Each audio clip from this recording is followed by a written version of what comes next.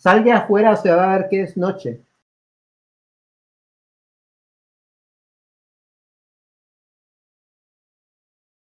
Hey guys. Es noche, exacto, es noche. What's going on, Shorty? Yeah, not much, man. Just Y es going back to some a la noche, sí, man. Ajá. Colombiano, I think. Is Colombiano talking to somebody on the chat, or is he just hot micing? He hot mic. Sí. There it is. I'm gonna share my screen. Tell him I acne, man. Yeah, I see your screen. Yeah, cool.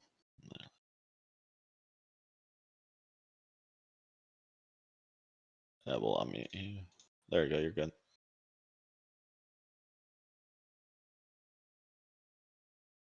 All right, guys. Hopefully, you guys had a good Thanksgiving. Spent some time. No charts. I honestly did not trade much. I took one trade when I forgot to take one off, and I just logged in, and I'm like, whoa.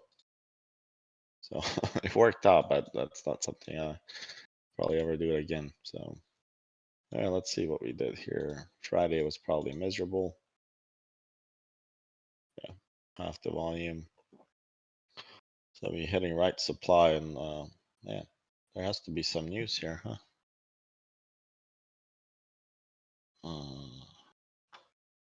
Something's going on, but okay, let's see. So let's just look at this channel here real quick.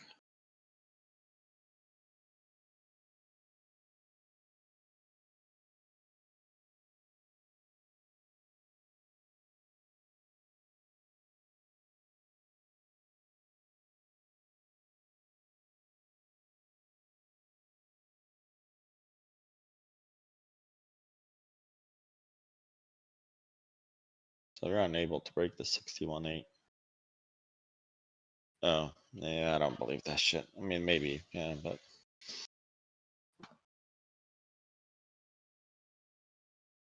Okay, so now that we got this, we can get a little bit of idea what's going on. So on the daily, on 3 hours, you could also be looking for potential bounce here. Could be using the swing from here, or here. You know, for the most recent one, you could use this. You could probably get a bounce right here as we're coming up to that level. And if you guys remember, right before I left, I kind of gave you guys this. Well, not the extension on. Right here. Let's see, how's that looking on 15 minutes? We broke that. Yep, so we're not gonna be, not enough volume here. That's weird. But we're holding the value area low of this right here. So I don't like the fact that it broke this, right? So this is usually a good bounce, right? So we acted on this bounce before. If you guys look at it, right? We popped, we came back. I think we took this actually. If you guys recall, we did take this Wednesday. We did take this trade, I believe. And then we bounced, and now obviously did not hold much. So what do you guys think you should do now?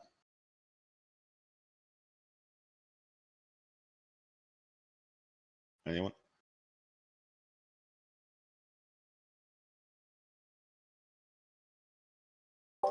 Well, normally you might retest, short out in the retest of the POC, but personally, I think this is all because China's down 4.5%.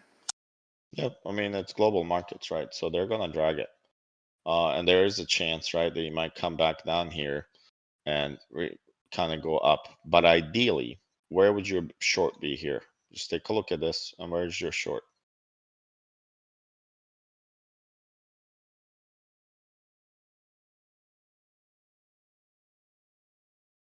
The POC. No, forget about this POC. Here, gone. Where's your ideal short? Break of the 39.97. Okay. Is there any other better opportunities in case we run up? What about if, you know, if we come up to here, would this be a good short?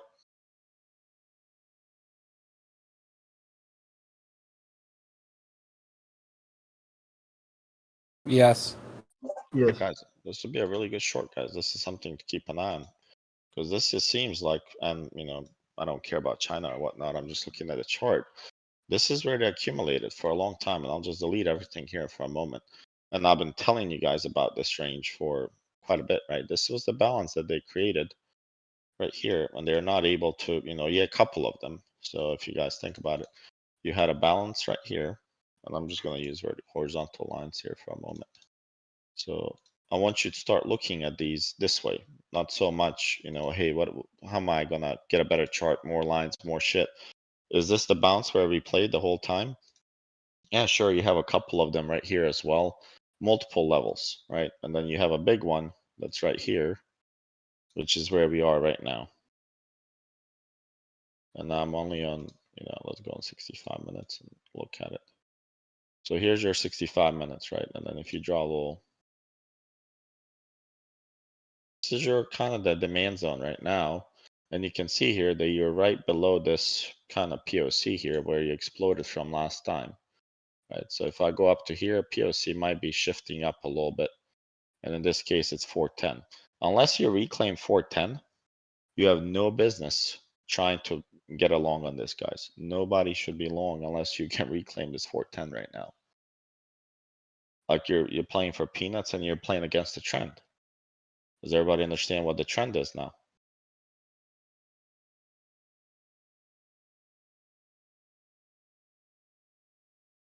Anyone? Rumi, what's the trend right now? Down. Down. Why is it down? I don't have an answer for the why. Okay, well, let's learn the answer for the why. So you had an uptrend actually here on daily. You're kind of making higher lows and higher highs, right? So you have a lower low, higher low, higher low. You had a break of structure here, which means that you're flipping. So you made a higher high, then you made a higher low and higher high. On daily, you're still in the uptrend, guys. Overall, you are, but this recent push here, I mean, what is this here? Equal highs. It's equal highs, double top, right? So now your confirmation of a downtrend doesn't really happen until you break this level here. Does that make sense? Yes. Yeah. Yes. Yes. On a weekly, we're still in a downtrend, right? I'm not arguing that. I'm just saying on a recent, we're in the uptrend. Here, lower highs, and lower lows. And you're still making lower highs. You're not even taking this one out, yet alone this one here above. So on the weekly, we have a bearish trend. On 3 days, we also have a bearish trend. And you don't have the best candles here set up on 3 days. Then you look at the daily, and I would say, hey, the trend was trying to reverse on 3 days, and this is the range right now.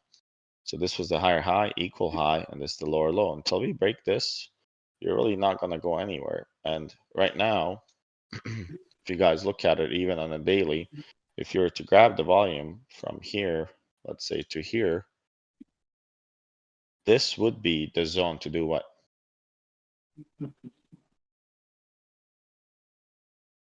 Go. Go long. This is the only go long level that you should trust. Because this guy here, I remember this day. You guys think he's not going to defend this position? Of course he is. He's going to be very, very active on defending this position. So if you guys look at it, let me just change this color. I don't know how I got green. I'm sorry.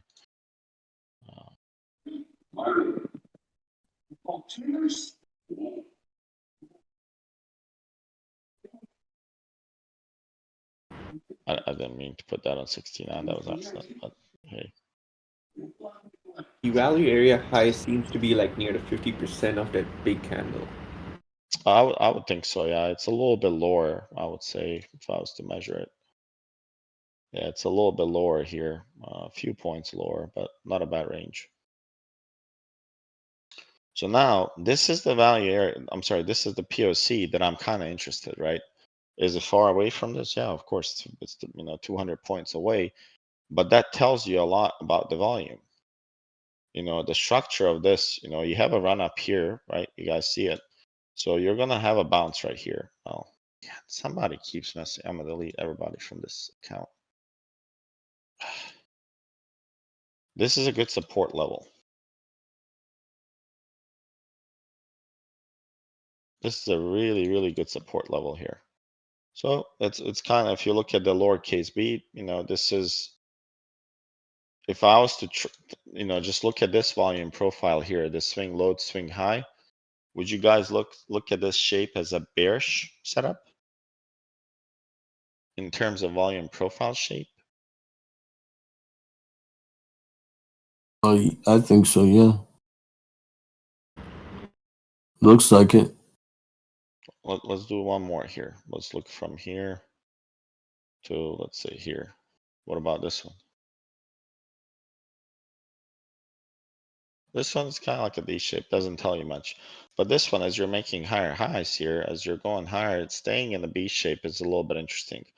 I don't know if they're really willing to defend here at this level. So unless we look at the whole picture and see if this POC shifts, which probably would, and then this becomes a level where they might come in and defend it. So 39.70 or 37.75. We didn't really start, guys. I'm just talking and teaching people. So You heard me. yeah, I'm just covering some stuff. How was your week? Oh, it was good, man. We were in Nashville, so it was pretty good. Yeah, man. Good for you. Glad you had a good time. Good time with 2 screaming kids, man. That's tough. They're always gonna be screaming kids, man. You'll find I that don't out once you have your own. All right, so this is what I'll be looking, right? Either it's gonna be this POC where they accumulated last and popped, but then if I grab this whole thing here and go to the highest high here, you know, you have this POC here, but to me, from this whole run up here, I don't know if it's, you know, super heavy, but it's a 38.50 level. So if you look at the whole thing here, I'm just grabbing from the bottom here to here, this is where it's coming up, and it's like right, it's right at 38.50. So big boy levels, these are the only big boy levels that I care about is the red lines, right? So you have the 38.50, and then you have the 37.75, and then we said 39.70 was the other one. If none of these levels offer a bounce, and you can play it in such way, right? So if you guys look at it, right? So if the price comes to this level, let me just go on 65 minutes.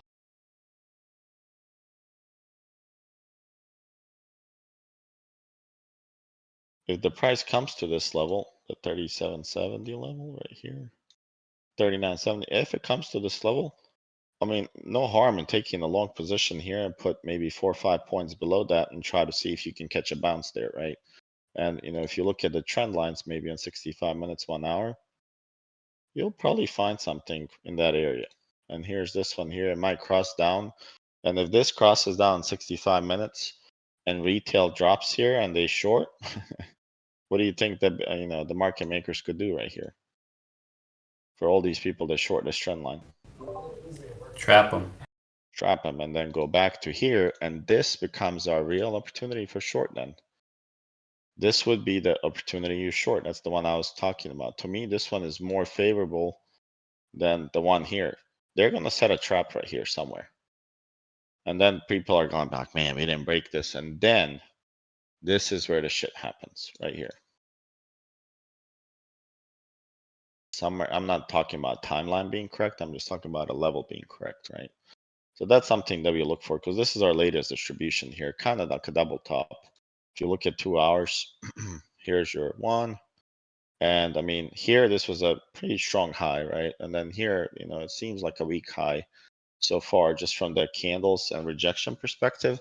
And now we'll see if this distribution takes out what, how will we know if this is strong high or weak high? What level do we have to break? Previous low. Good job. Yep. So it has to be the previous low, which is the red line here. I didn't want to put a level, but here. It would be 39.12. Once you break the 39.12 is the confirmation of lower high plus lower low. Does that make sense to everyone?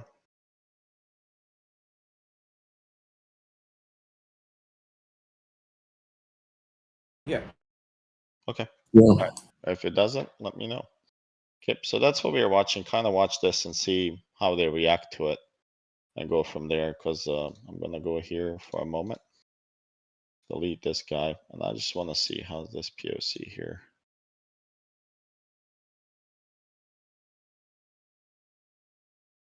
$39.50. The reason why I'm doing this, if you guys go back on 2-hour charts, they're almost the clean for this up run that we had, or run up that we had. The cleanest accumulations are kind of, the view was 2 hours for me. If you look here, there's 2 hours, nice little candles, 2 hours, nice little candles, 2 hours, nice little candles, and dump. Almost give you a perfect view here. So I'm watching here, and you can make this a little bit shorter, you know, if you don't want to grab this candle here. So it comes down to about 39.50 that you might get a bounce.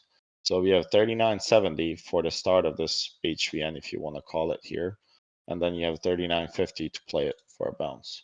And I'm pretty sure we're going to gravitate towards these. And I would probably say this would be an ideal entry. If I was to see any weakness towards 39.70, this is the level that I'm looking for. Look at the shelf here. You guys see that? This is the ideal position for us to be, you know, potentially long. A true long here is, I am pretty positive you're going to get a reaction at this level here. They will react here. And then, of course, you know, they had a massive shelf here. And then how do we see it all in one? You know, just use your FRVP or whatever visible range. And look at this now. Let me just go 3 hours now. So here's your, so you see now that there's a shelf here that they're probably going to protect, right? They're going to protect this little skinny belly right here. And then if you're able to break below these levels, like key support level that we identified, if you're able to break that, then you have a potentially dump to like 39.30. And then you enter this gap zone where they probably might kind of support this to bounce it. And you guys see that this was previous resistance. And then now it's coming back. Let's see if they retest it as support. And that would be a really, really important level here to see what they do. Yeah, and you look at this rejection, support, support, rejection. Now popped over it. Let's see if we come back to it now. That'd be a good bounce here, 39.36.50. So we'll watch that, 50, and then the low levels here. And you see these gaps in between. These areas, once they enter these, and you see how why 38.50 is fairly important here. If you break this area, look at this cluster here. If you break this, and you're just gonna fly through these areas here.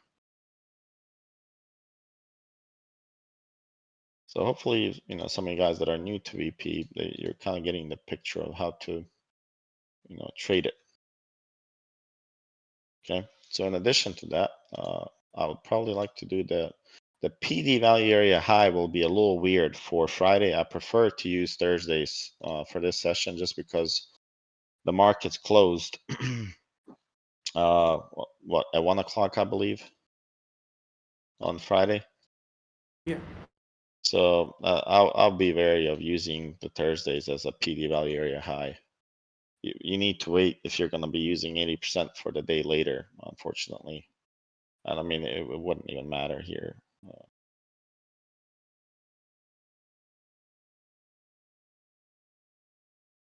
Where's the Friday session? They merged both in one. Yeah, that's what I saw when I was doing my values. They merged all of this in one Wednesday? Yeah, all in one. Okay. Thursday and Friday. Yeah, I wouldn't use the, you know, I wouldn't even mark the PD value area high. I would just look for the PVP on a 7-day up and down here and see where we are. We just broke the previous 7-day balance here.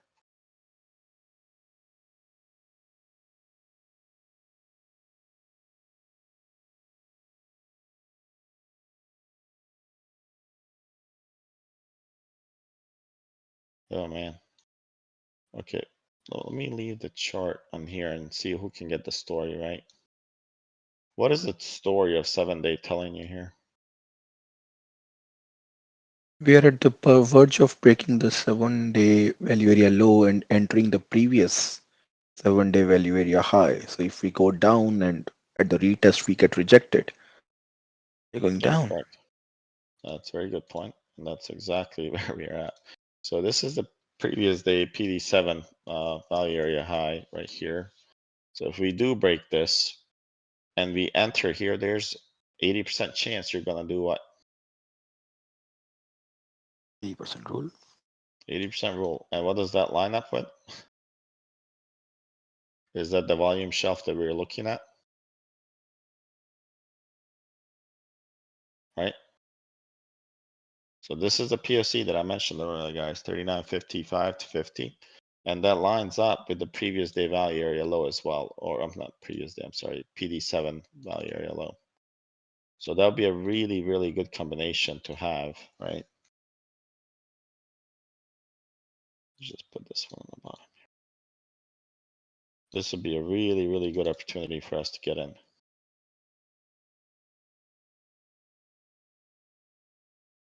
This is something that you guys should be really watching for. And it seems like we're breaking this level. I can't tell right now in this higher time frame, but it looks like we're breaking this level here.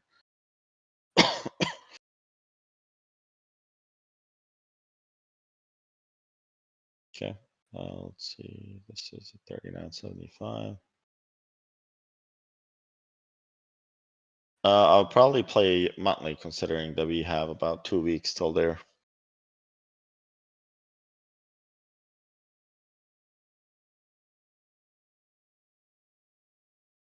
Let me just check the monthly chart, see what they're telling us. Okay, who wants to kind of tell us the story here? So the developing, are you talking about the developing or last month for October? Well, just tell me the story that you see here on 3 months.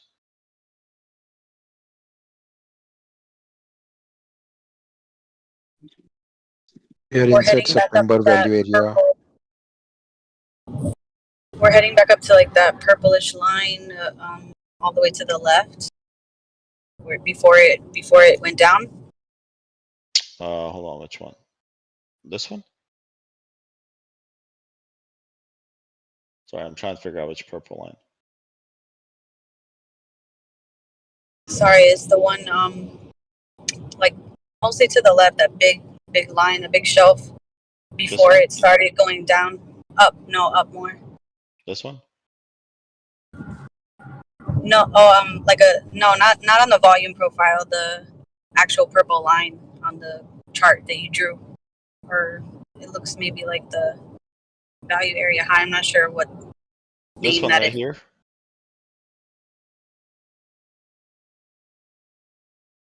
No, to the left. Look at volume profile. What is volume profile telling you? Oh, sorry, I was just looking at the actual drawing, like the lines. Yeah, so the way you want to look at it, you want to look at this, which is your September, right? So your September value area high was pretty, high, 41.50, which I honestly thought they're gonna go for, and I don't know if it's not gonna happen, right? So this is your, September value area high. So we never came back to retest this. We dumped from here, we came back and rejected it pretty hard. But this September POC right here is right at that level that we talked about. So if you kind of add one more level, I'll just add it for demonstration purpose. I won't add it here. So if you add this level and you mark it, this will be a September POC. And this level now take a look at the lines and what you have here. You have accumulation POC from the recent run up there, check. You have the PD7 value area low, the previous 7 days value area low, boom, check. And you have the September POC that's right there. So a chance of a bounce here just really, really added another confluence point and another confluence point. Okay. So if you look at the volume profiles, right? So here you have a P-shaped volume profile. So the rule of the, when you have a P-shape, and especially that we're closing in the month right here, so this POC is going to be really, really hard to shift. I don't expect it to go much. And it's the current developing POC of November, like right on the line. So if these people were able to accumulate here heavily and send it higher, but not make a higher high, well, what if these buyers come back to this price and they defend it and then take out and go at 41.50? What would this zone become here? How would you classify the zone here? As strong, weak? Strong, Devon. Strong. Wrong. It'd be very strong because it took out the previous tops. So if this, let's say if this plays out like this, let's say this plays out like this, and then they literally dump it, this is another good entry here because these people took out this previous supply here, and they're just testing here to see if they see, yes, there's more levels to go higher, then they're going to bring it back here and accumulate more before they go higher. This is their last chance at the quarterly bonus for Wall Street right now. Okay. So keep that in mind as you're trading. This is a big, big level. This 39.55 to 45, huge level. I mean, it's the bull's last chance. So if they fuck up on this, well, 2700s are coming. But I didn't think they're gonna. Well, I don't know. I just don't think they're gonna fuck up before next year. Their books have to look cleaner for clients. That's all I'm gonna say. Okay. So any questions on this one? And guys, just look at the time frames, 1 hour, 2 hours, check the accumulation levels. And I promise, just sit and wait. On this short right here, I promise it's going to be a fairly easy short here. Once it comes to 40.34, if they bounce it here, you can catch, and I'm not saying you're going to catch 150 points. You don't need to catch 150 points. On SPX, if you get a 20-point move and you're in the right time, it works every time.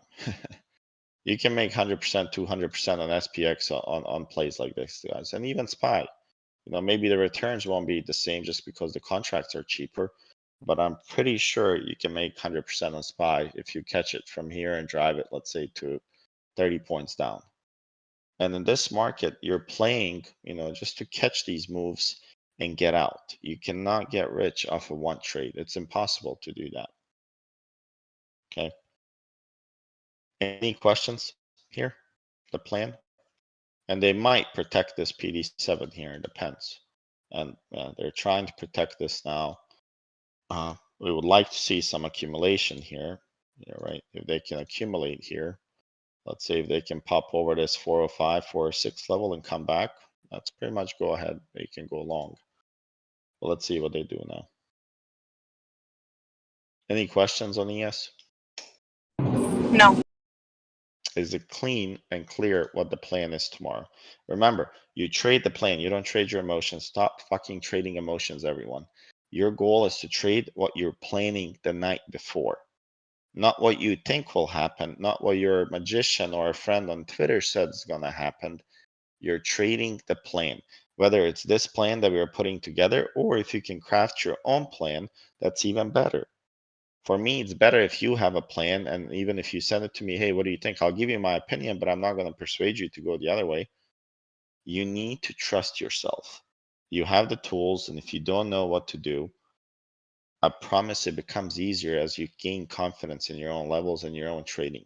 Do not trade in between. Like, there was no trading here, guys. I mean, right, you know, if you guys look at this cluster here, I mean, the volume was pretty heavy here.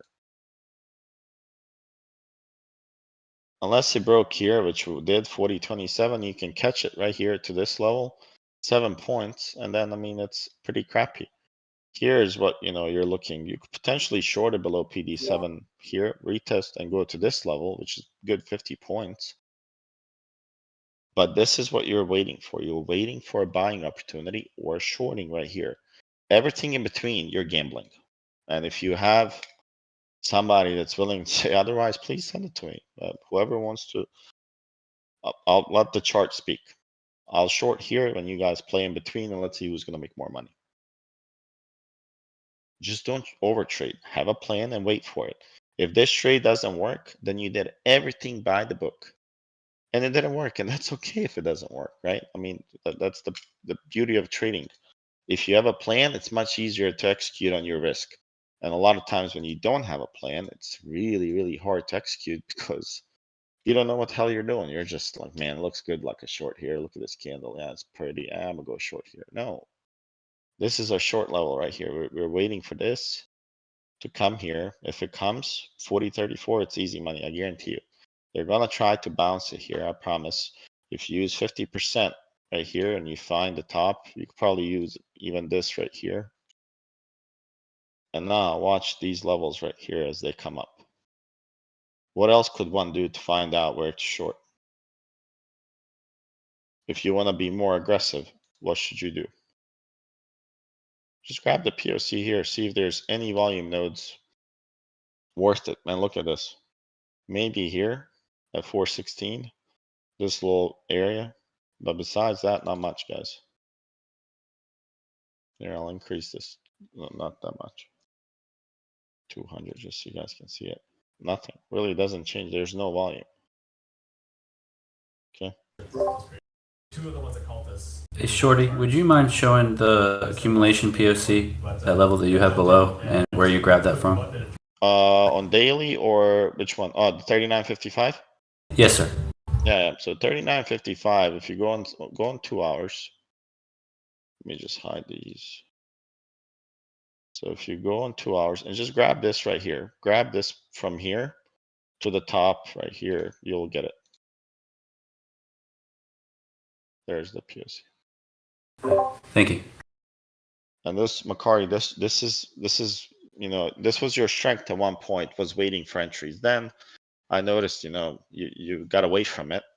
And then your results probably skewed a little bit because you're chasing FOMO sometimes. But at one point, you're green for a while. So I want you to get back to it where you're looking for one setup per day.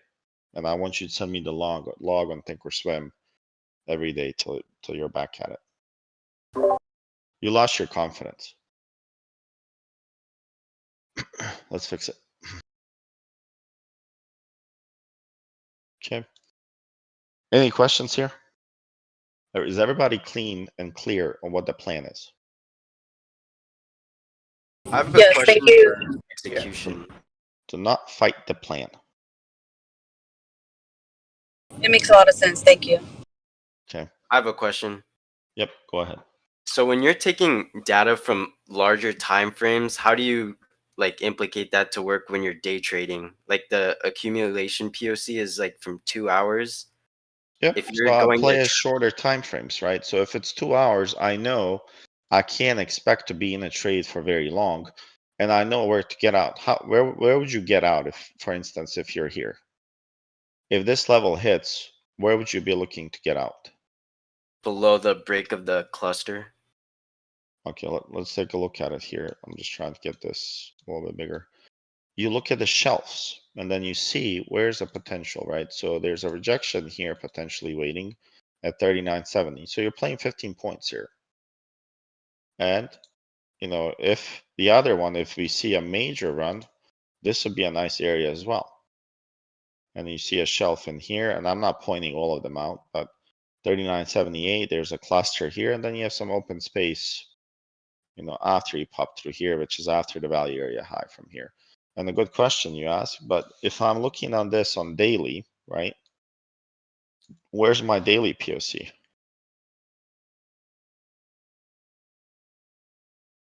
Anyone?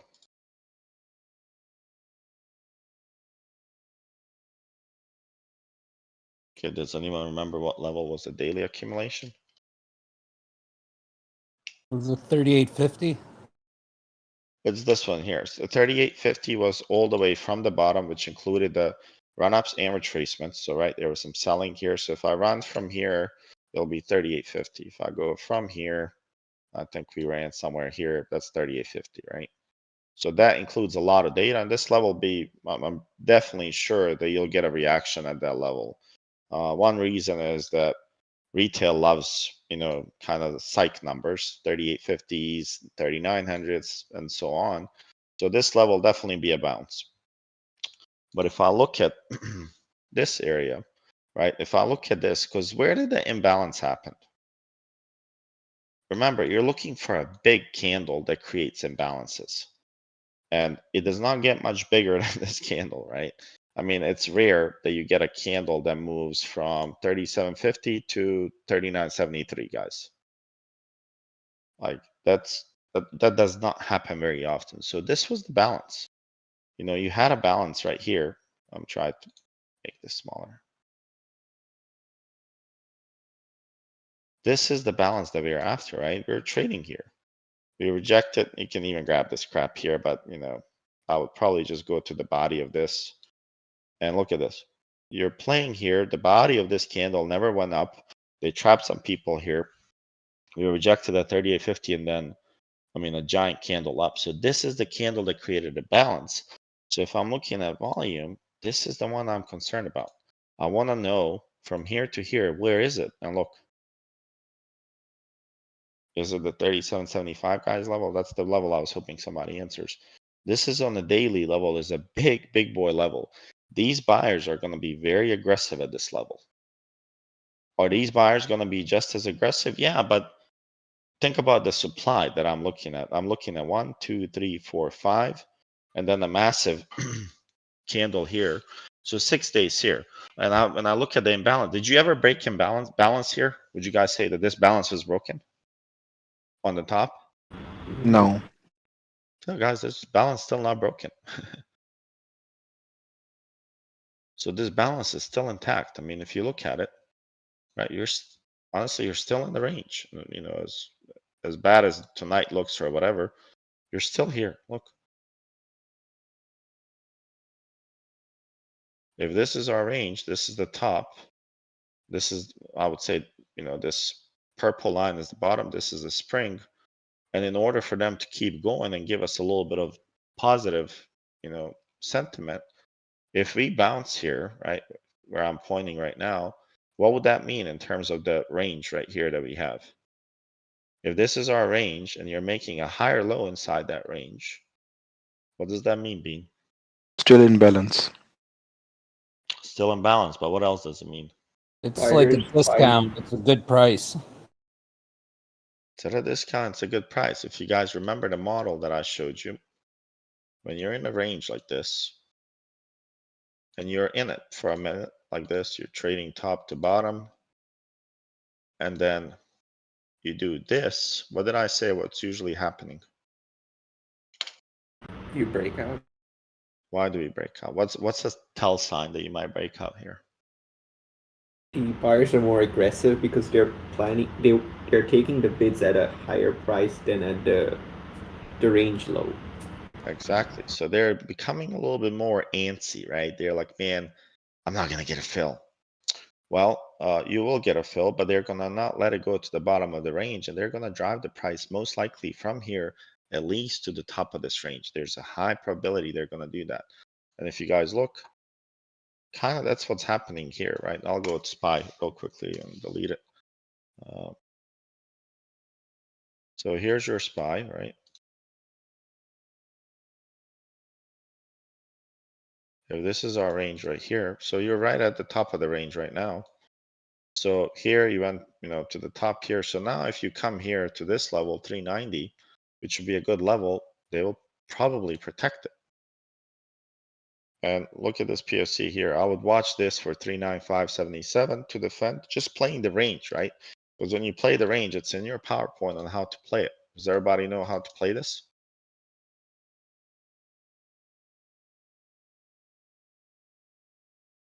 Who doesn't know how to play this range? 50%.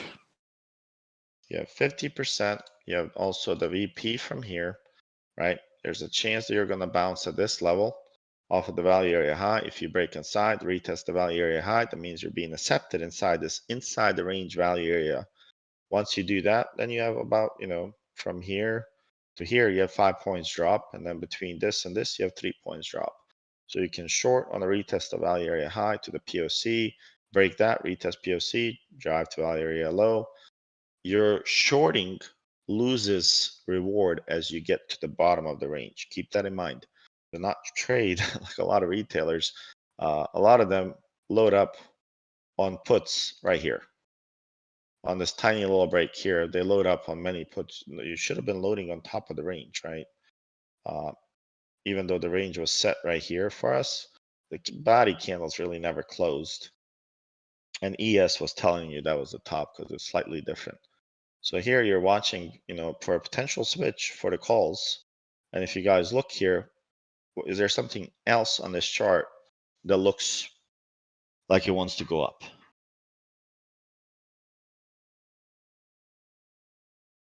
Higher highs, higher lows.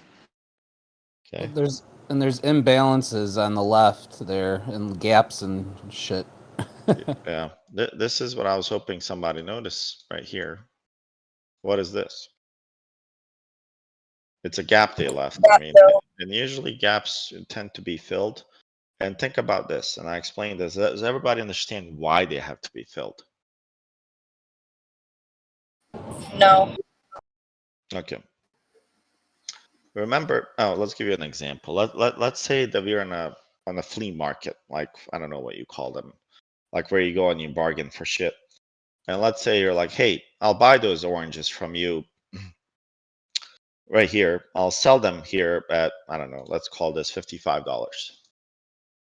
And you sell so much,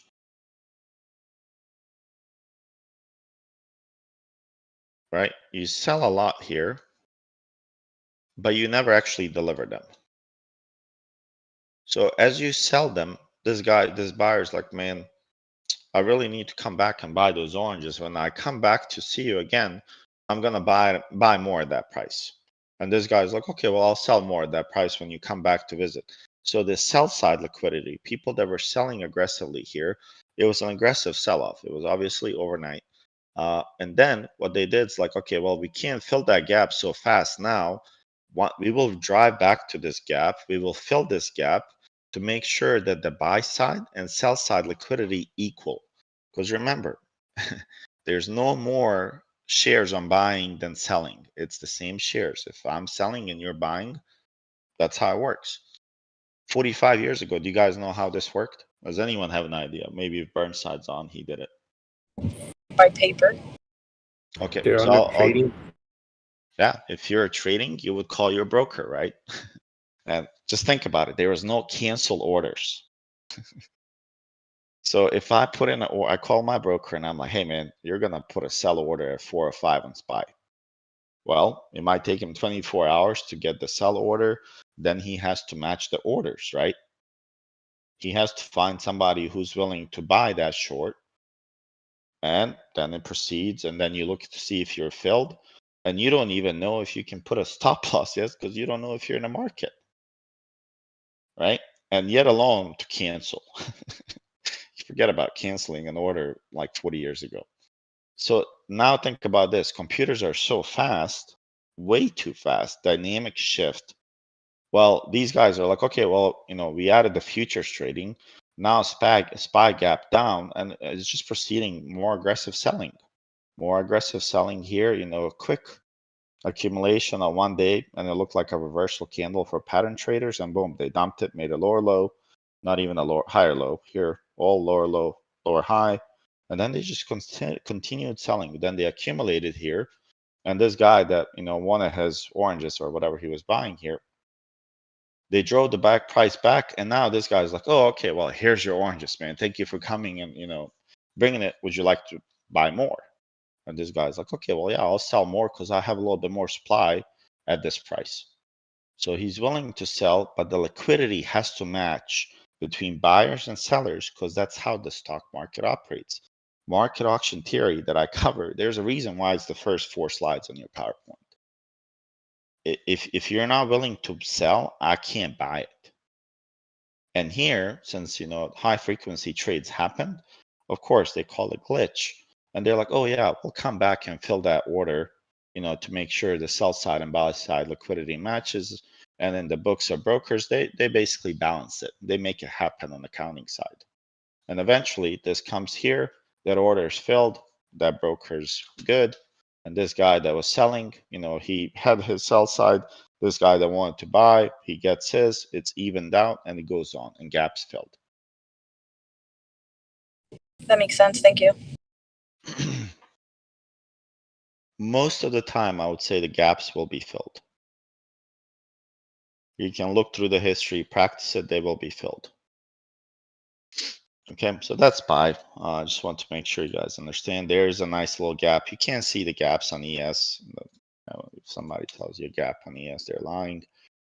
Usually only on Sunday you can see it. So here, there's a reason to go here to see if we can fill that, in the gap area. If not, not a big deal. We did see some spikes after hours, like, ES did hit 40-50 here.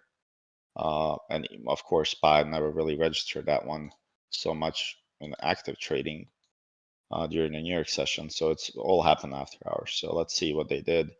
Seems like we're defending this level. So over 410, I'll be looking to kind of go along.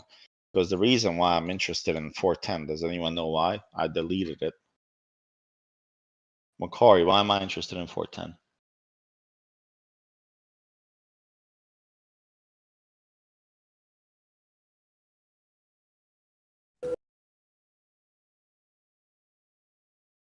That's where you have some accumulation.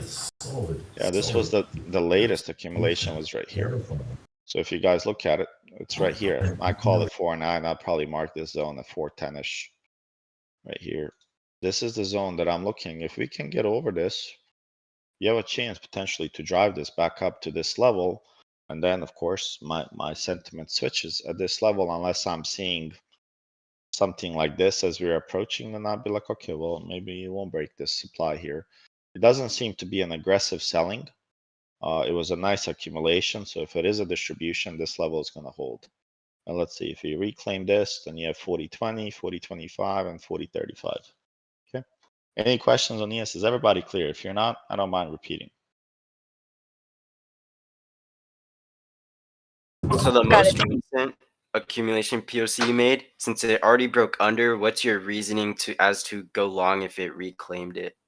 So that would mean it was a trap for short side. Okay. Yeah, that means that they want it. There's a lot of people that trade differently, right? And not everybody trades volume profile. But if you look at the levels here, right? If I just take, naked trading here, let me hide.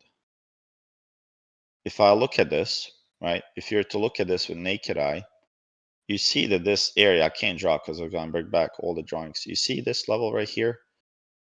Now, people would think, man, it's retesting the rejection.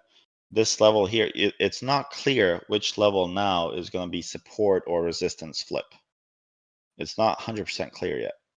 If it's this level here, which is 402, they came very close. They dipped right below it, grabbed the sell side liquidity here, and they matched it. And now this range here becomes their demand. So people that are just looking at candles, this range right here becomes their demand, and they're drawing that. And as soon as it dipped below this demand, what do you think they did? Lorenzo? Sold. Yeah, they're sold. And these guys, if they want to take the market higher, they're like, okay, well, thank you guys for giving us the liquidity. Because they're buying lower. And it would work out right in their favor.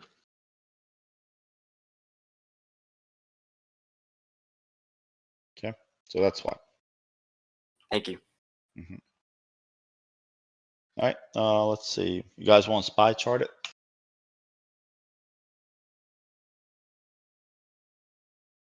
Yes, please.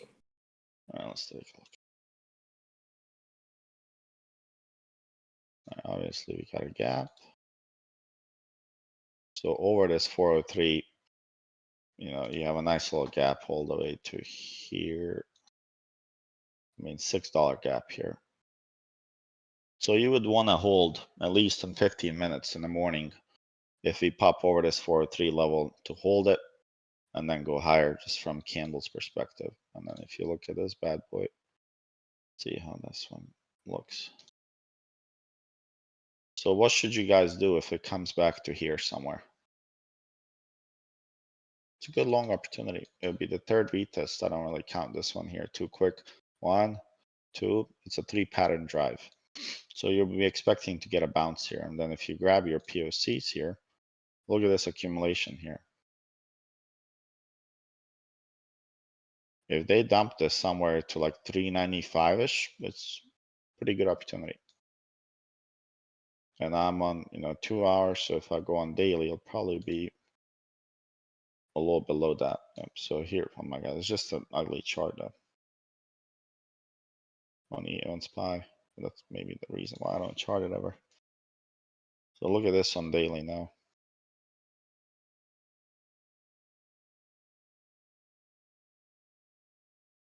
Yeah, this looks like 382. So there's a huge shelf here. You guys see this shelf? You're gonna defend this area here, 100%. So and that would match up if they do come here, potentially go higher. It'd be good to fill that gap, get it out of the way. I'm still not long. My portfolio is heavy long, but I'm not either short. So I'm kind of neutral still until they give us a little bit more direction on what they want to do here. So I'll watch this zone here for a bounce. If we break below this level, especially if you break this 3992, high chance you go to this level, guys. Super high chance, 387. So you're looking at about $5 move. A lot of people are talking about 390. You might get a little bounce here at 390, but eventually you would hit this level here, 387. And then you get the POC. And if I was to draw from here to here, this would be the level I'm interested in as well, 380. So, and then if you turn on the VPR, you guys see that shelf now?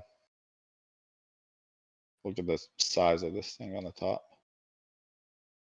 It's going to be a massive potential bounce here. So you're watching this, and then you see this area that we have. On this one, it seems to be grabbing, well, this to the left here. So now if I shift it, it's grabbing this, and you see how well it looks here. This becomes a really good bounce zone here.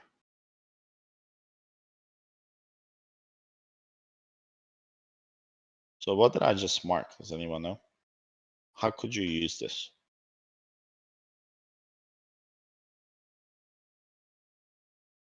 For a long and a Either short. way, long or short, whatever you want, right? I mean, I would be indifferent. You could go long when it comes here, and you could go short on a retest from the bottom. Yeah, ideally, that's the perfect trade. But what does that require? It requires you guys to be patient and wait for it. Stop chasing the market. Let it come to you. You come here, great. I'll go long. You break below, you come back. This would be the ideal short. You come back here and you do this. You lose the trend line, and then you come back and you lost a major shelf. I mean, this would be a short that you really take right here. So long, unless you break, and then you're like, okay, well, I'll be shorting here on the retest and protecting the short position along with others. And you go short and you drive it all the way to 387 because that's the skinny belly, and they're most likely going to protect that area. And then you kind of watch the chop here from 387 to 385-ish. It would most likely, this level here, whatever that is, it'll probably be chopped because there's volume in here. Right, see that node, and you just kind of get out and scale out. If you have multiple contracts, you trim 75% here. If it goes lower, put a trailing stop right at it and let it come back to you. If this breaks, and then you go to the next one. Like this one breaks, you go to the next one. How many of you guys have the VPOCs on SPY? Because SPY is pretty good at hitting all of them. So I'm pretty sure there's a few of them on the downside. There's one right here. One right here, 374 one.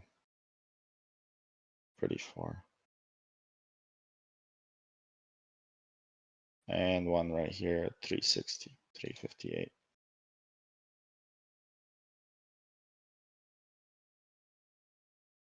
Can't tell if this is one. Yeah, that's pretty good. That one's tapped. So not as many. I thought I would have more than 4 or 5, but that's not bad. So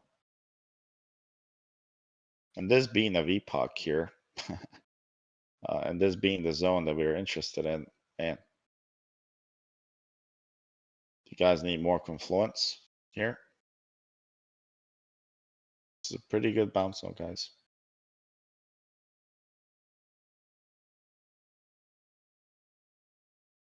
On SPY. So this is your short. If this happens, this is your short, this is your long. Long in this area here. And you would take based on the shelves that you have for the profits. Your short would be, you come back here, either you break the zone and then you go to the next one, which would be here. So from here to here is short, here to here long, stop loss kind of right below, maybe somewhere here. Right here, maybe 39.37. So you'd be giving $1.10 to gain maybe $4 or $5.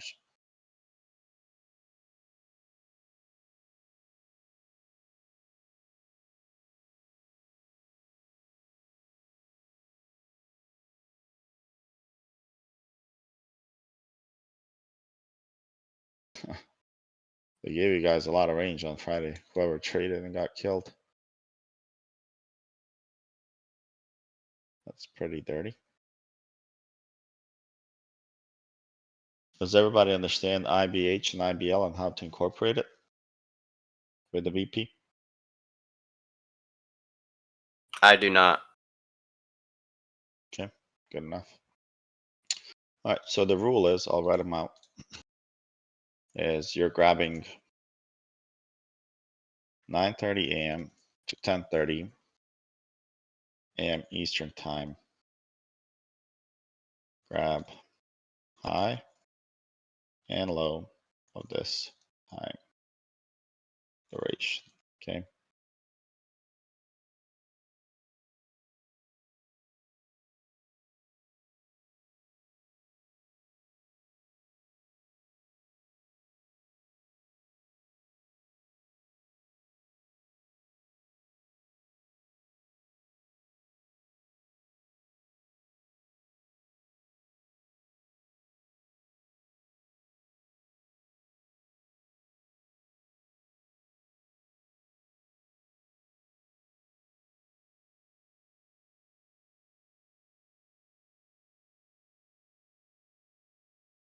Okay, does this make sense to everybody now?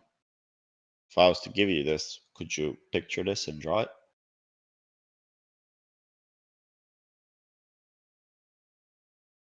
Lorenzo, could you do it? I'm a little confused on the middle part. 88% chance that it does what? That the low of the day is the IBL. That will be the low like for the whole day. It won't go lower than that. That's correct.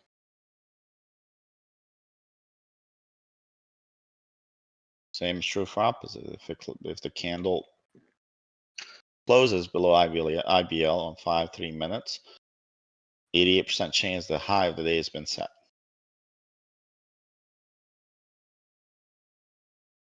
Does it make sense now? Could you draw it, picture it? Yes, I'm writing it down. Okay.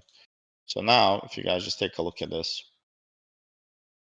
Let's see, this was Wednesday, right? Well, I think, yeah, this is Wednesday here.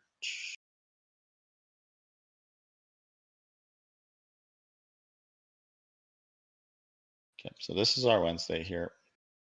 So this was your IBH, just to kind of give you guys a visual of it. And this is your, let's see, I think this was the low here. Yes, and I think we traded this. Yeah, we did trade this. We knew, we knew here the candles went above it, right? So you guys see the candles closed above it. And how can you use this for your trading? It's about probabilities, guys. So now, if you know that there's an 88% chance that this low is the low of the day, if you're holding this low, if you come here and you're holding it, this is a trap. There's a 12% chance it's going to make a lower low and the 88% chance that it's going to hold this. Which side do you want to go?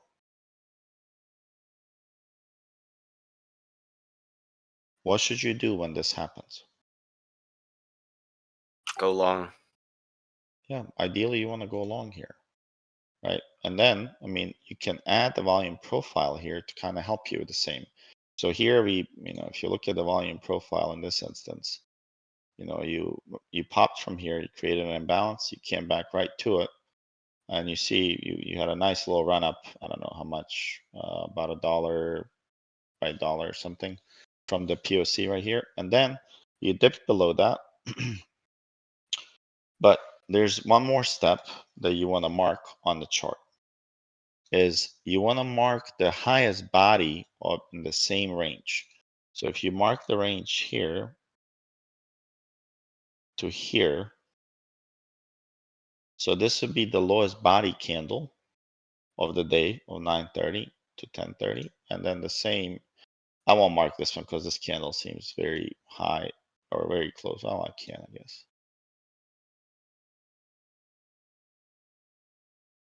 Be very close. So this would be the inside range where the liquidity is, and if they come back to this here, if they come back inside this range when the fact is met that it closed above it, they're most likely, and I'm telling you this, most likely a 5-minute or 3-minute candle is not going to close below this inside candle right here, inside line here. And look at this. Did we close below it on 3 minutes? 5 minutes? Candle will not close below it because they just came back to fill that. There was probably an imbalance on the volume here on a big, break that they left. They came back to fill that, but they never filled below this candle here, below this body. They came back and pushed it right higher. And what did we do? We drove back to the high of the day. So if you knew this rule, right? And let's say you play it. So how would you play it? It's super, super easy. If you wait for this, an 80% rule, and you utilize volume profile, you should never have FOMO. You should always have a plan, and you become a trader you let the trades come to you instead of you chasing, running, taking in the middle, and that sort of thing. So if you look at this, if I'm long here, right? Let's say I'm long right here, and you can use a trigger of your choice, right? If the trigger right here, right? If you're waiting for this POC, let's say I'm grabbing from here, I'm going to grab to this candle again. If your trigger, let's say you're incorporating volume profile for this, I'm giving you a real life scenario of trading now. If your trigger is once you reclaim this POC, I'd like to go long on it. Well, that's okay. That's a good idea. So you wait, hey, you see the candle closed above. You're pretty sure that you might get a bounce here, and you did. 88% chance. Now, that doesn't mean you blindly go in. You could use 5-minute, you could use 3-minute candles, right? If you use 3-minute candles in the break of the high and put a stop loss right below it, that could work as well. If you incorporate volume profile, you want to kind of be on a retest of that volume profile. You want to be going long. And a lot of you struggle with the fact that you're like, man, what if it doesn't come back? Well, okay, it doesn't come back, then you have no reason to be in a trade. That's how you look at it. There's no reason for you to force it to be in a trade. There's going to be another opportunity with the same setup that you're looking for, and it might come back and you take the trade. In this case, this popped over, came back, and then proceeded higher. So now if you look at your long position, let's say this was our, grab the wrong thing. If this was our long position right here, and this was our short right here, anyone that would not take this trade? Probably not. Because it doesn't make sense not to, guys. It's 4-to-1 trade, and it has 88% chance of working out.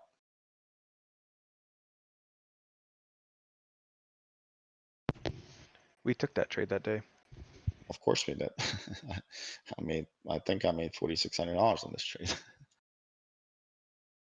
Yeah, I definitely took this trade. You were on the call too, I remember now.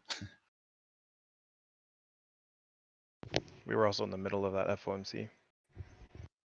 I think on ES we took 40-20s or 40-30s. I don't recall which one it was. think it was 40. I want to say 40-30s. I think it was 40-30.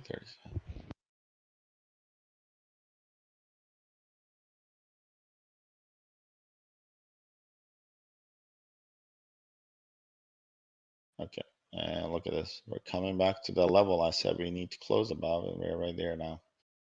Unable to break it.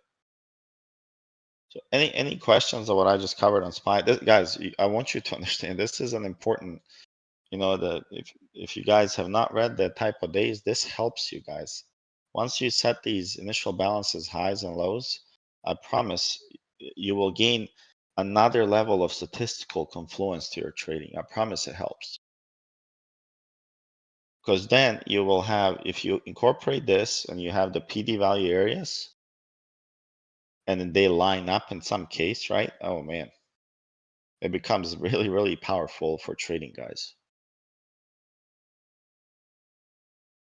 Any questions on this? If you're confused, I don't mind explaining more, guys. And I want you to understand this. I have a small question. Where does the statistic come from? From backtesting. From people backtesting and using volume profiles and using the ranges of the days. So 45 years ago, you know what technical analysis they had? No. Have you done any research? Like Body language? Body language is great. That was the sentiment of floor traders. But you know, technical, I didn't say like body language or sentiment of the floor. What technical? Use ARBs? Reading tape. Tape.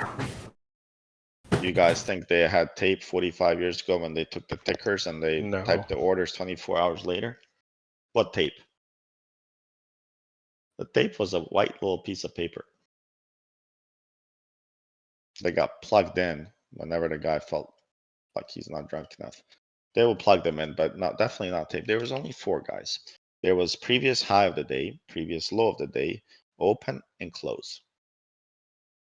Those are the 4 things they used 45 years ago. So if people were able to build strategies off of those 4, and these strategies that I'm showing you is very old strategy that was used 45 years ago, do you guys still think it'll be relevant today?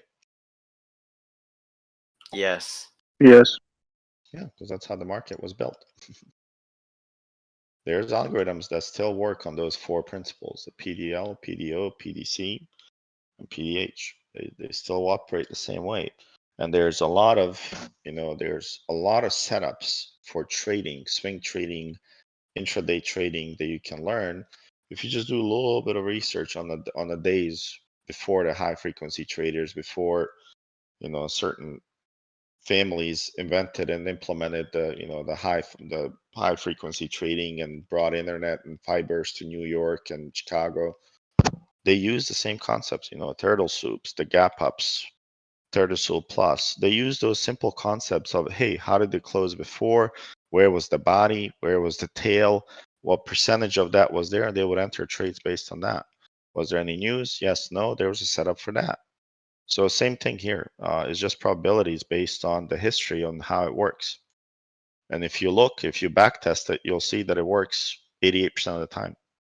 Just do a small sample, Lorenzo. Do 30 days, you know, in order to validate the strategy. Do 30, back test the 30 days. And just take 30 days and see if it comes out to 88%. Here, I would say this one worked. So this is your 100%. You would do the same here, right? And this one, I would say also worked. I'm just kind of eye catching it and looking at the candles here.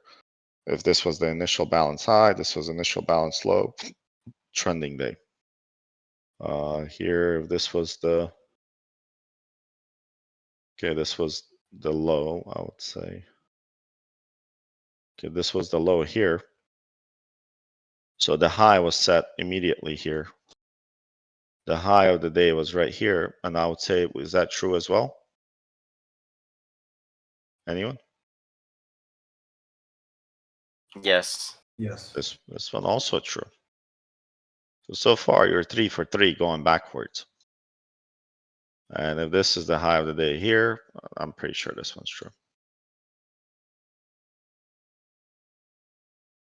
So this was the low. And this one's also true. And it doesn't say anything about going backwards to the 100% on the top side. Like, hey, if this was tested on 5%, you should still have some, your target on the final contract should be this. If you entered multiple contracts, this is your target. This is where you exit. But why did I draw this, right? Can you not draw this and see how the price came to this point and see where the shelves are? Could you not use this as exit points? Well, let's take a look at it. If you're getting in here, your first exit is right here, but your stop loss will not be here. Would you guys do the same stop loss for this trade as you did for the long one? No. Like, if this is my target right here, my stop loss changes.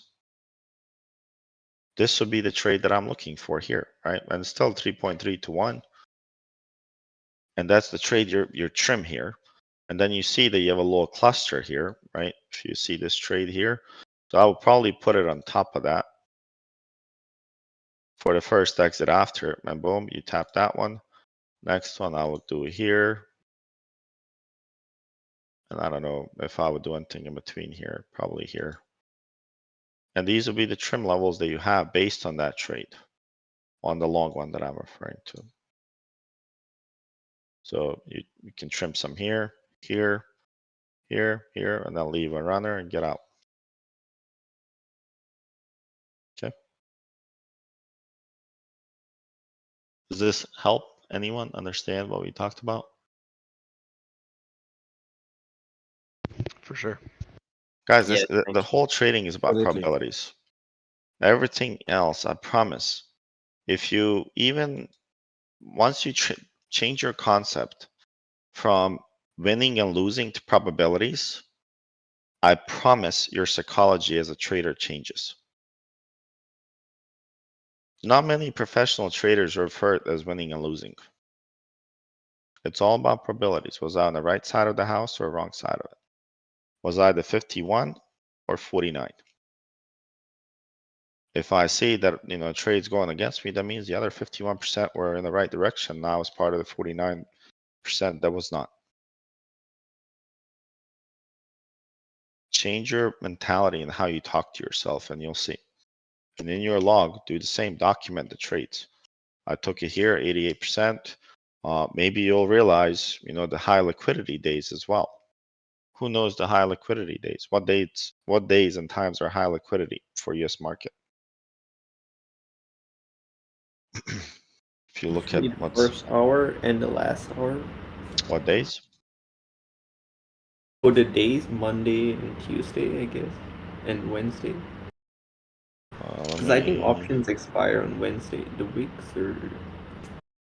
Let me look MES for a second. I don't have it charted here. We won't use this one. We'll use this. So let's see if you guys can catch it. At what time is the highest volume? Would you say 9:30 starts? Yeah. And I would say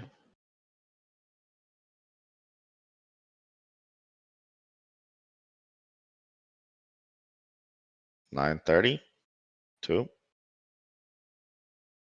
11:30. You're gonna have the highest volume every time, Tuesday, Wednesday, Thursdays. Okay. Same here. This is Tuesday. This week's probably a little off just because of the Thanksgiving. But do some analysis, right? I mean, plug this. There's a way. TJ knows how to do it. I think I know how to do it as well. I do this. What the hell did he do last time? You can send it back down. I'll give you the volume and the numbers. You can check and see at what time, is the highest volumes. I'm pretty sure you can download the data somewhere and you'll see the Tuesdays, Wednesdays, and Thursdays are the highest volume days. So look for those times and trade just those times. And maybe in your trading, suggest that you don't want to trade Fridays at all and take Fridays off. That's a good discipline to have. Okay.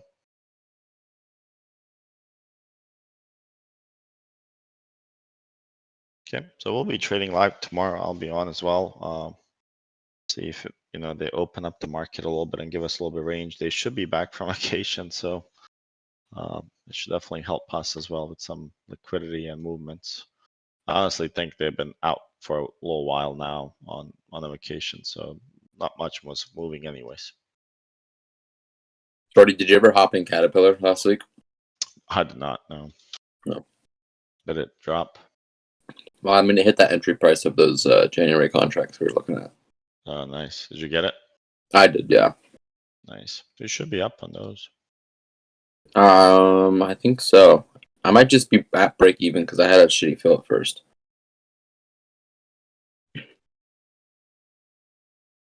Yeah, it still looks very good. And then are you still bearish on Costco also? Oh yeah. Very bearish on Costco. Was there any news on Baba over the weekend or on Chinese stocks over the weekend? Honestly, don't know. This is the first time I'm back on the PC after. Right, you were in Nashville. You said okay. Yeah, so I really haven't read much. No worries. Yeah, but Confluence short here below 530 really increases the chance to dump to 470s. So, and these would be the levels for trim on Costco here. I'm pretty sure the season for earnings is done. Well, there's Walmart approaching our level for shorting here. So,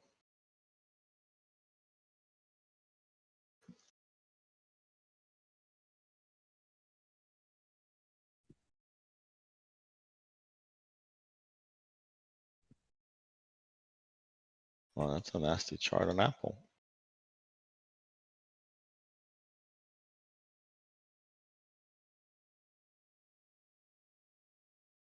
Well, see what they do here.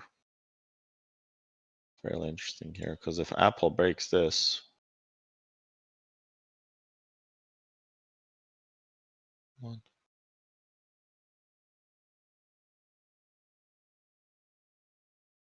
if Apple breaks that, you'd be expecting it to be hitting somewhere around here, 143.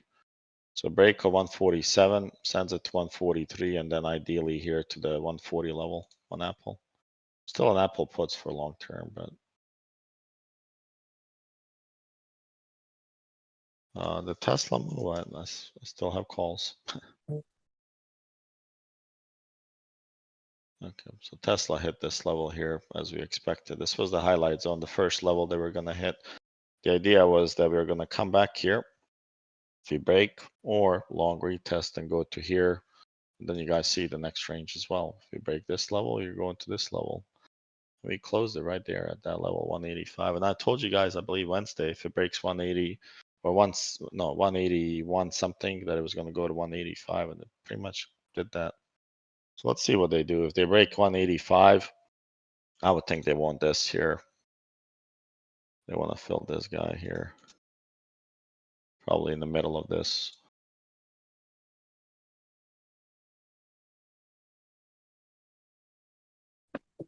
This would be potentially a good short for the week at this level. Sorry, I didn't mean on caps. So I would look to add a short opportunity, and it should be protecting my calls here that I'm looking for it to drive all the way up to 225-ish. I think it was somewhere around here. Yeah, this area here. So Shorty, you got in those calls for long term, and then do you get puts intermittent to play that typically? Yeah, I get it much closer. I play it like the weeklies. And it basically hedges me, right? I mean, I have the calls, and I'm probably going to take some off if Monday, if tomorrow we are somewhat open up green, or if they're up, I'm going to trim them. And then I'm going to look here to see if I can short it. If they go above this level here, there's a high chance we're going to go to 225. You see the supply here. So I use this. I got the long calls here. And now I can short this right here and cover these calls with a short. And then the next one here, here, and here, I can take a little short while this is gaining price, and I don't have to trim as heavy. Does that make sense? I'm basically hedging the long call. Yeah, I understand. I'm in long. That's why I was asking. Yep. No, it's a good question. I typically do that when I'm not 100% sure what they want to do, and I'm not sure what they want to do with that, Tesla fundamentally and, from technical standpoint. To me, it looked bearish, right? That they wanted to take it to this level. And we talked about this level, I think, a year ago. They still have more downside for this. They have to hit the 150s, 148, 150 level to go here, and then it might kind of reverse. But let's see if they got enough momentum from this level. This level was huge here, and they held it. So that's important. That's why we got into the calls. Any other tickers anyone's interested? Could you look at Baba? Baba. Baba. Oh man, it went to almost $90. Dude, I had 65 calls on this, or 75 calls on this. Good.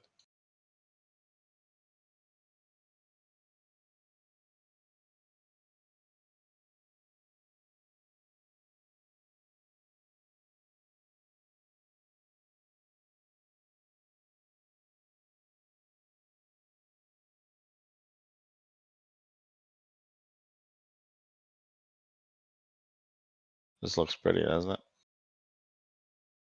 Watch this now. What do you see here, Josh? I'm sorry, what did you say? What do you see on this chart? Is it forming a head and shoulders? Don't look at it. Look at it simple. Is support becoming resistance? Yeah, it's pretty much simple. I mean, I'm on the monthly chart. It's your support right here, big level, right? Come on, arrows, work with me. Oh yeah, and the most recent candle is rejecting it. And then if you come back here to the right, you have 2 candles, 1, 2 months, rejecting the same exact level at 86.1.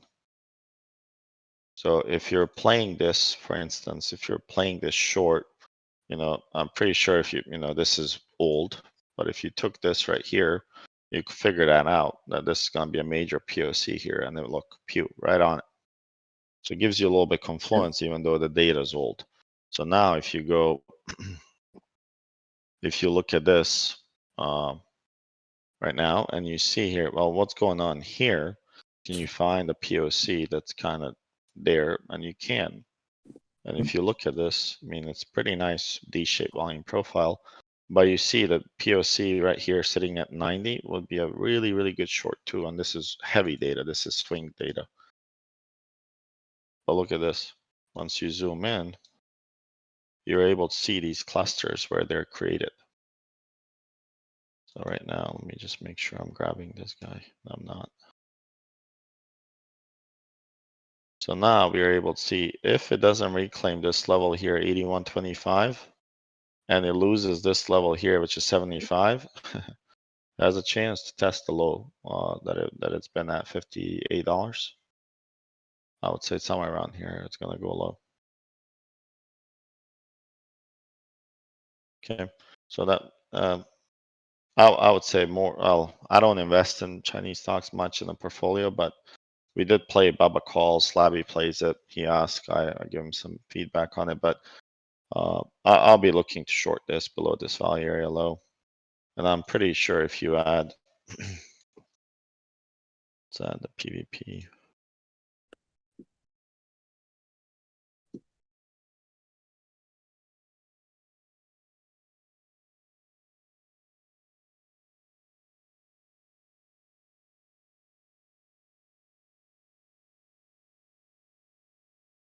Okay, this looks horrible.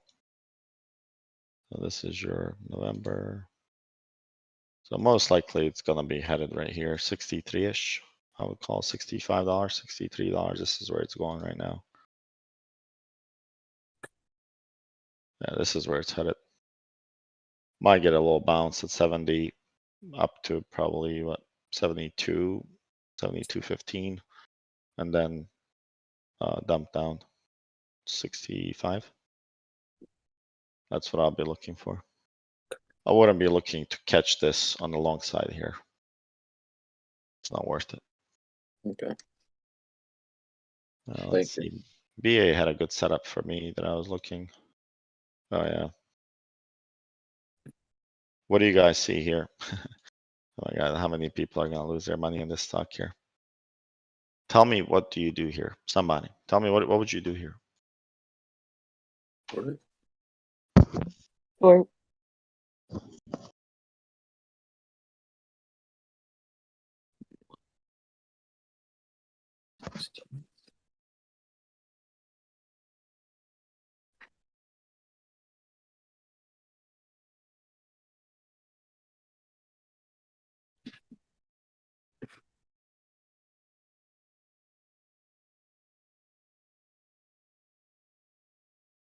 Anyone?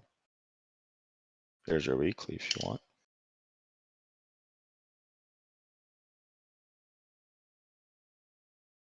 isn't that approaching, or it's reached Is it what? resistance? Has Say it again, reached? sorry, I was yawning. Has it reached resistance there, like support flipping into resistance? Which level are you referring to? Right there. This one? Well, just above, right where that gap fill was. Like this one here, maybe? Yeah. Yeah, there's a cluster of these levels here, and there was supported here before. That's a really good level. Sometimes on this stock, if you look at monthly, it might be more cleaner. So here, I would say that level that you just said was pretty good, right? And you have some wicks around it, right? From the candle perspective. Is there anything else you guys are interested in this particular setup right here? Let me zoom in so you guys see maybe. Okay, how about now? I'm giving you only this piece of data here. Here, this much. The volume's low. Mm-hmm. Oh, that's the bearish volume anomaly, right? Yeah, bearish volume anomaly.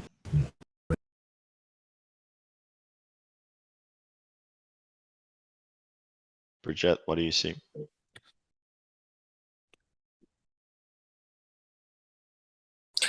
So, you're talking to me, right? Yes. Okay. Just kind of looking at it like a naked picture. I think if you go to the left and you have that wick up there, I would say that, yeah, it's probably gonna, probably the first one prior to that, like after that one. I would think you would probably want to take that one out first and then maybe the next one up and then it will come down. That's kind of where I would see that they were trying to take out, get that liquidity right there. Okay. This lines up somewhat with you. What I would do is I'll be aware of these liquidities, but look at this. Isn't this what we just talked about? Is this not the balance that we were in before? Is this the balance? Yes. Okay. If I drag this over to the right, we came, we dropped, we rejected it, right? We hit this balance area, pretty nice. This POC here never got filled. So as people take this higher, right, people are going to be super excited about this. Watch what happens when we enter this area here on this stock.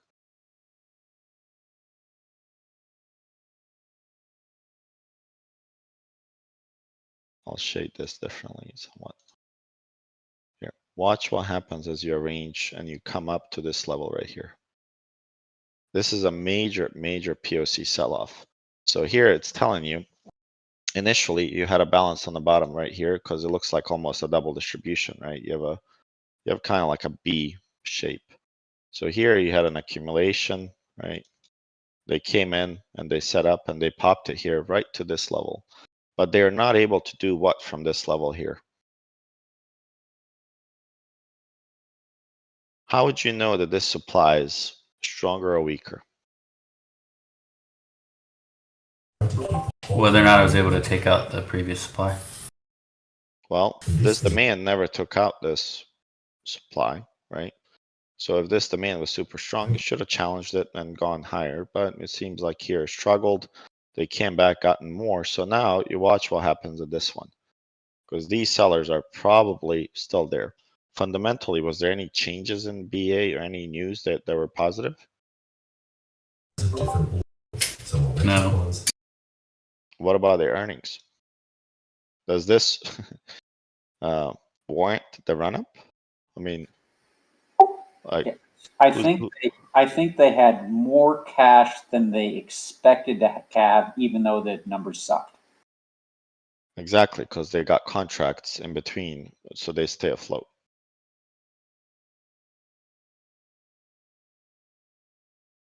Remember, this is more of a, this is a very political company, guys, because this one and the Airbus are the only two companies that we kind of play with airplanes, right?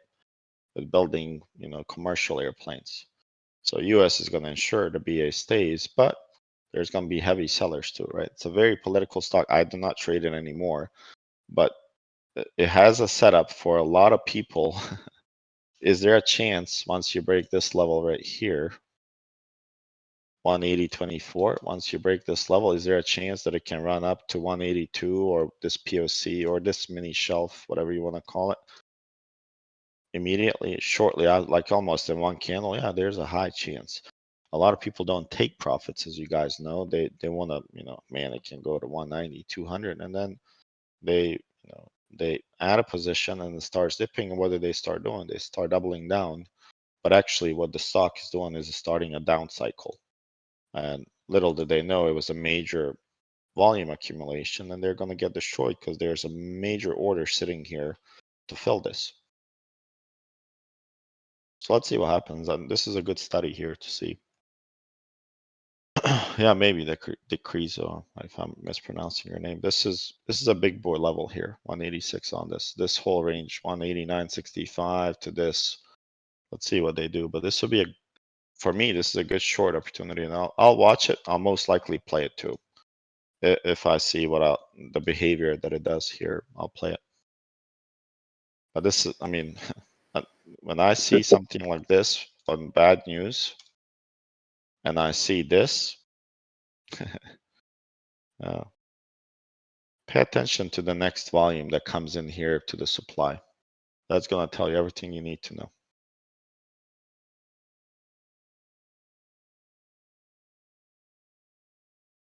This is a really good study. Let's see, anyone else? Before somebody asks, there's Netflix. What are your thoughts on Zim still? I mean, I think obviously it's still pretty good, yeah. Oh, they're accumulating. They're buying Zim here. Yeah, I looked at that. There's a lot more buying volume. Well, I don't know how much is the dividends. How much is 475? It complicates it with taxes, right? Because they're an Israeli company.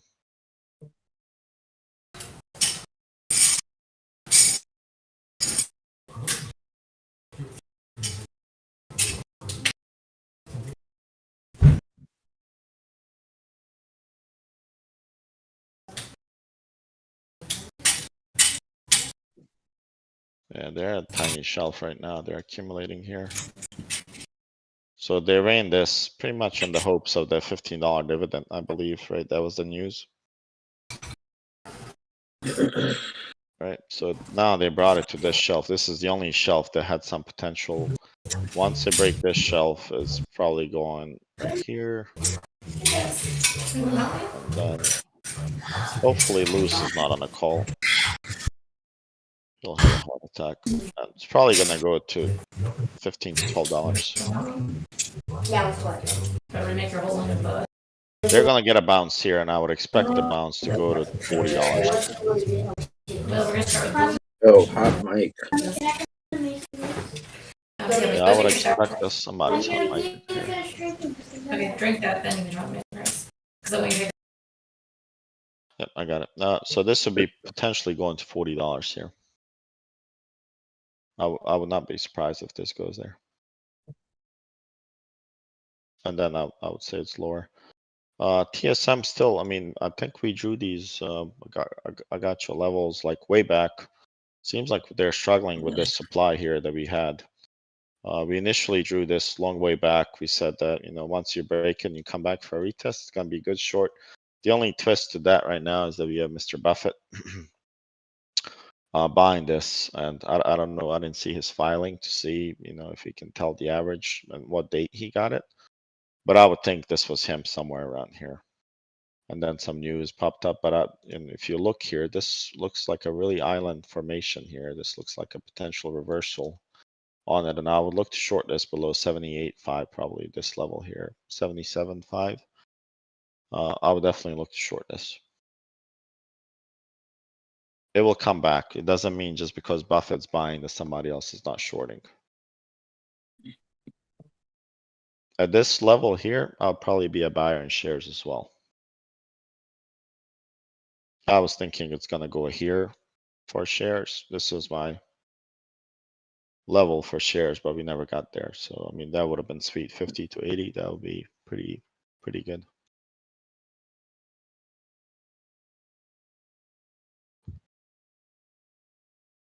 Are you thinking shares, I got you, or options?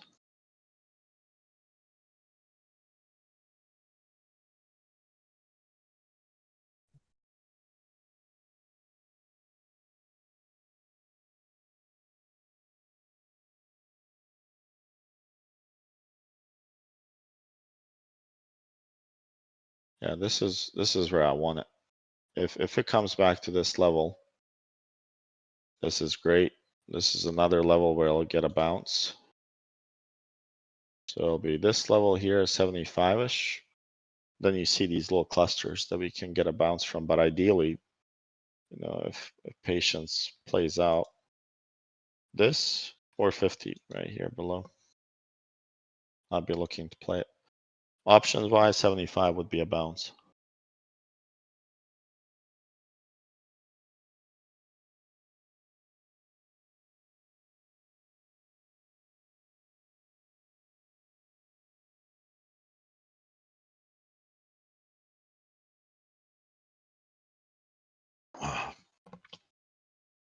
All right. That's a good stock. Good purchase by you. AMD. Let's see. Did it do anything? Not much.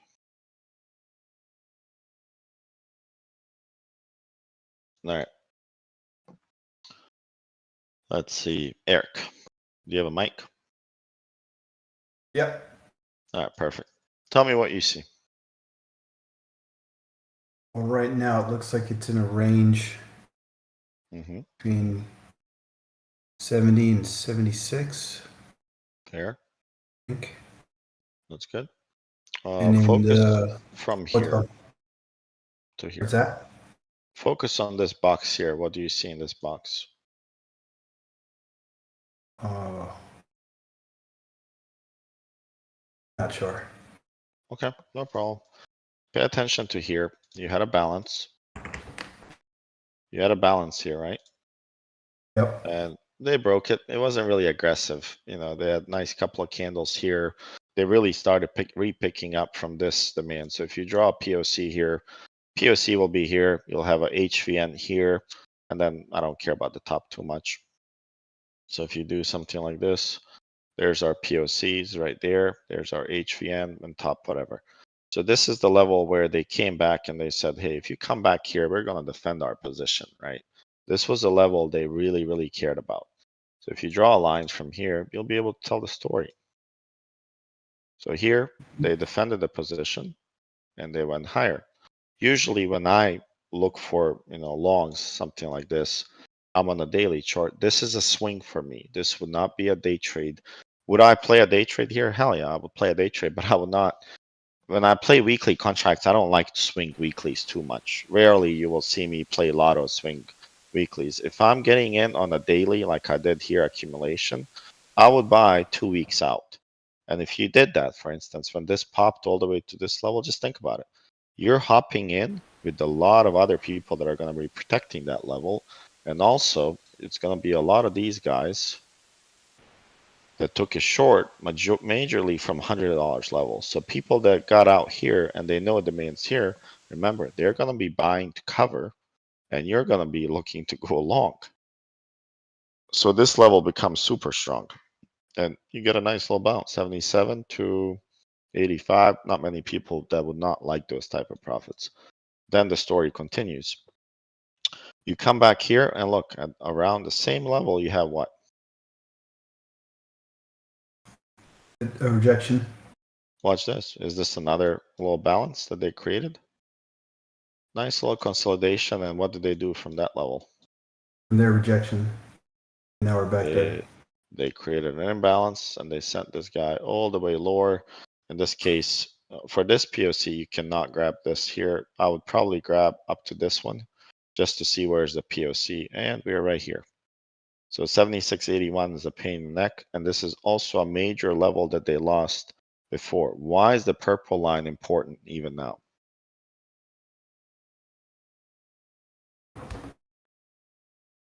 Well, it's just good. Well, for the purple line, it's the same level. I was also trying because 76 is the September POC, and that's where it's been right around there too. Yep. But why do you think the sentiment of this level is so important?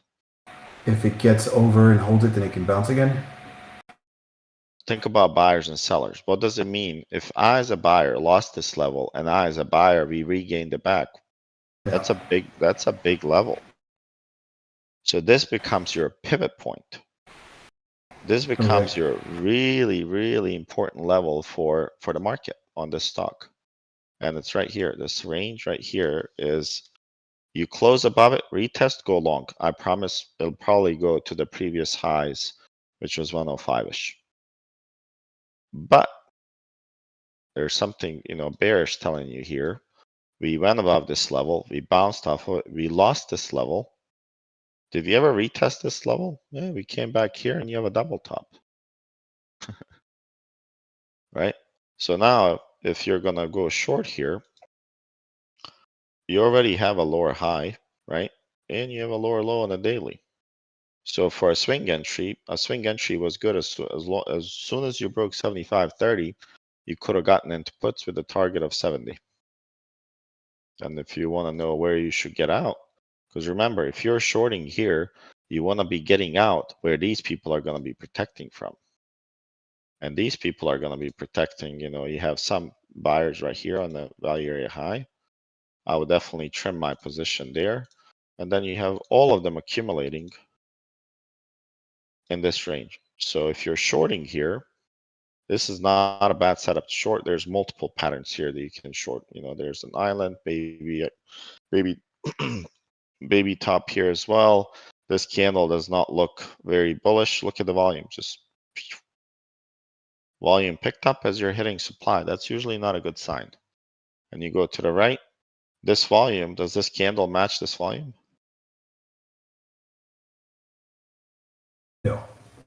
No, the candle does not match the volume. So even the previous candle is a bearish anomaly. This candle here, I would also say it's bearish anomaly compared to the candle here. So the whole run up here, you're running a little bit of a test, it seems like. You accumulated here. Usually when you run tests, if you read in a cooling book, they will bring it back.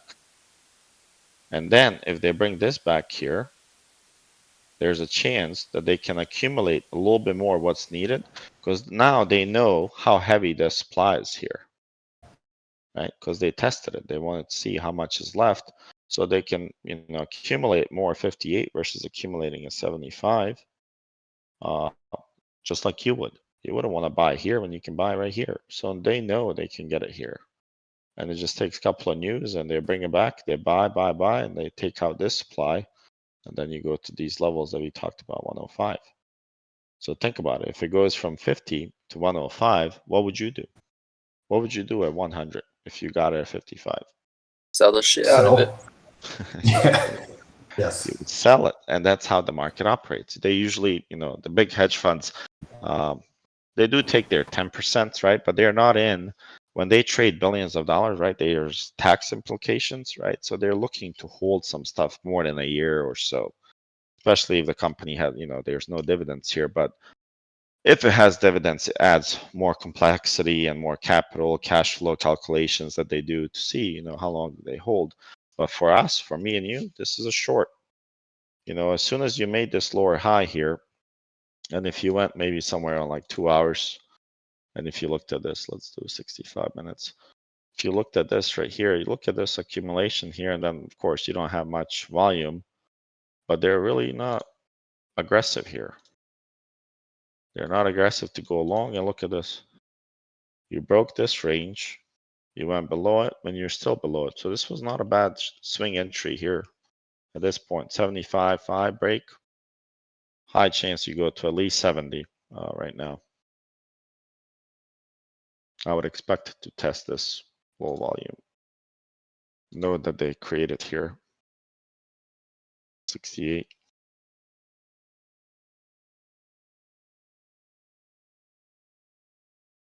Does that help? Yeah, that helps a lot. I was looking to short. I just didn't want to get in anything on Friday.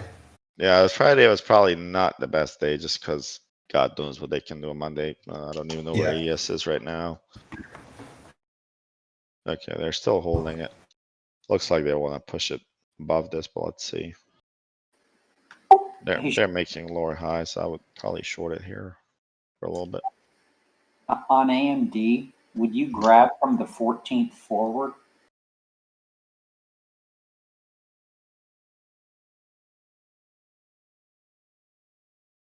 Like a volume profile from the 14 to today? Yeah, you could definitely do that. Yeah, you could definitely do that.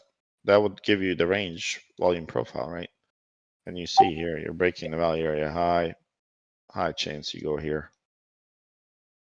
You can definitely do that. And this would be your range bottom, right?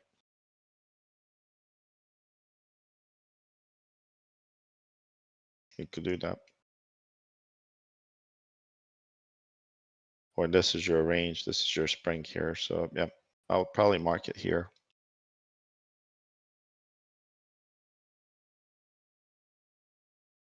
Let's see how heavy this is. I mean, a lot of volume here on this, and around it's a lot of red candles too.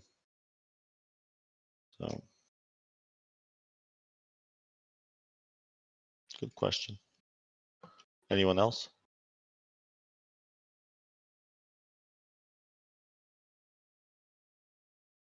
Etsy. Wow. Wow, they really ran it. They're doing a good job on it. They have news or?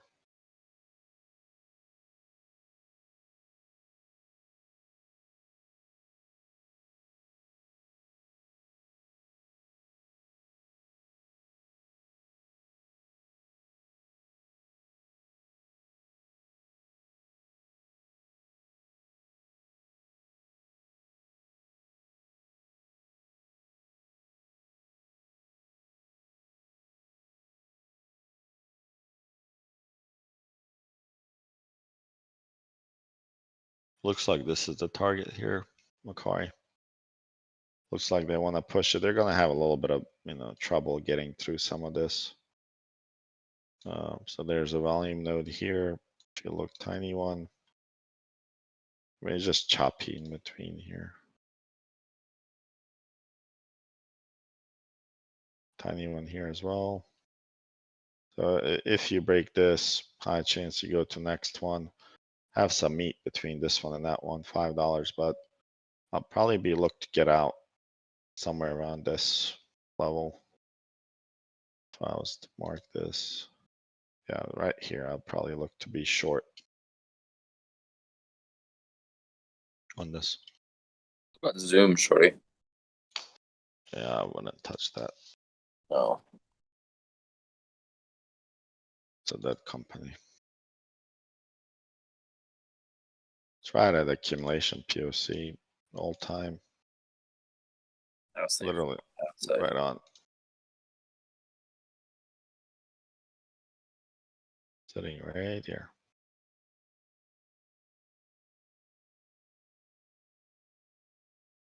Maybe there's a Corona coming or something. I don't know. Looks like there's something gonna come up to us here shortly. It's a new virus or something coming.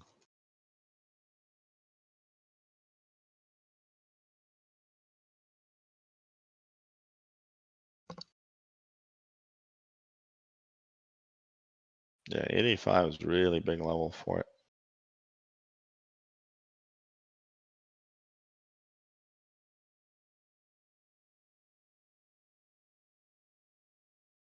You're still interested in Twitter, DWAC at all? No, not yet. Or SE? SD? SE? I don't know what I see. Let me finish this one real quick. I mean, they look to be accumulating PayPal here, either for accumulation or distribution. Remember, there's a last time there was also. Let me do this real quick. I'll delete this guy. There was a buyer here. I mean, many buyers accumulating in this range here as well. See this accumulation here, they popped it, they're accumulating here. You know, if you're looking for shares, this is, you know, not a bad price to get it. Ideally, you want to get it to the bottom of this range. If you can, you know, get some, I'll probably get some here. I'm not going to buy PayPal, but if I was, I'd buy here, add a little bit more, add more than here, and see if it holds this level and then pushes back, right? If you can get around 69, 70 and sell at like 100, that's a really, really good deal. Are you looking DM for like day trade or shares? What are you doing?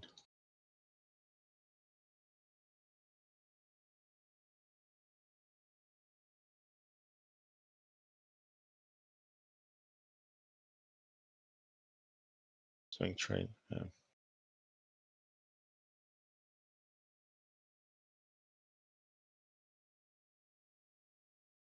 Yeah, your swing trade, at least for me, my swing trade opportunity was right here about 78. So if we are able to close above this low 81, that's not bad for long. Pretty sure they're gonna defend this. Bullish? Was it bullish? Yeah, I would assume it's bullish just the way it's looking here because they accumulated, sold it.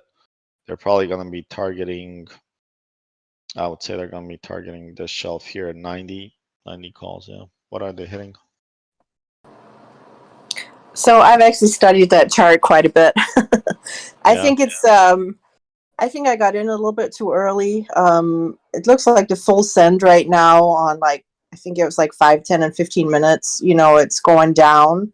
And then probably about $70 or something like that, you have a full send up. So I'm thinking it's probably going to go down and maybe take the wick out on the daily. Under 70 or even a little bit lower than that. And then go up from there. That's kind of what I'm thinking. On daily, that's what I see. I would think if I look at this POC right here. So if you look at this accumulation again, the most recent one, this is somewhere from June, July. Let's draw a box. They did this pretty good. So if you draw this all the way to the right, so they accumulated here and created an imbalance and they came back, tested it, and boom. So the imbalance happens from here. You know, you can kind of mention it all the way from here, but here's your POC. And you see this long wick, right? They came back, they dipped it below it, right? They broke even the range. So a lot of people got hit here on the stop loss. Now, if we do come back to it, you know, let's see how aggressive these buyers are right now, because there was not a lot of accumulation here from this point to the top. It had to be this buyers here, because usually when you get an aggressive candle like you did, it's these buyers defending the level and it pushed higher. So this level is pretty aggressive. Let's just see how aggressive. I'm pretty positive they're going to bring it back to 70, 71. I think they do another push up here. They're going to try to push one more time up. And if I was to look for this, I would probably short it like at this, maybe 61.8. It'd probably have a nice potential for a quick short. And then if I'm looking at a higher time frame, you know, swing wise, 88, 87 would be a good entry. If you look at this here, look at these nodes here. You have a nice node here, beautiful here, and then of course, if it comes to here, it's the easy short. You'd be joining a lot of them at 91. But I think I agree with you, Bridget. think this is 70 level, 70, 73.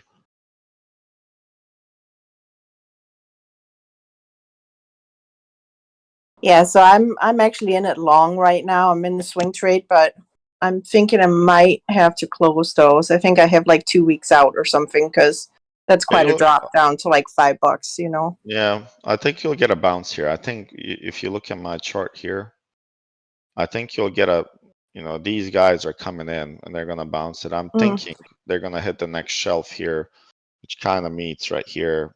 It starts, it's not clear on the volume profile what they want to do because it's just clustered. But this area here looks like to be taking off. $85, I'd look to get out. Yeah. Because they did break this downtrend line here as well on 65 minutes. They're breaking now. You consolidate once you make a higher high, break the structure here. Say 82 breaks, high chance you're going to be hitting this 85-ish level. So 3 points up. What are you in? 85s? I don't remember. But I have like, I think I have like 2 or 3 weeks out or something. Yeah, I think you'll be okay. I think you'll make money on those, but be careful keeping them once you're in profit. Doesn't look very bullish. Yeah.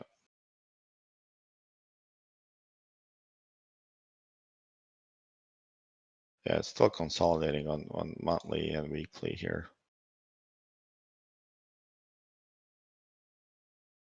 AMD looked good on monthly here. Look at AMD on monthly. See what they do.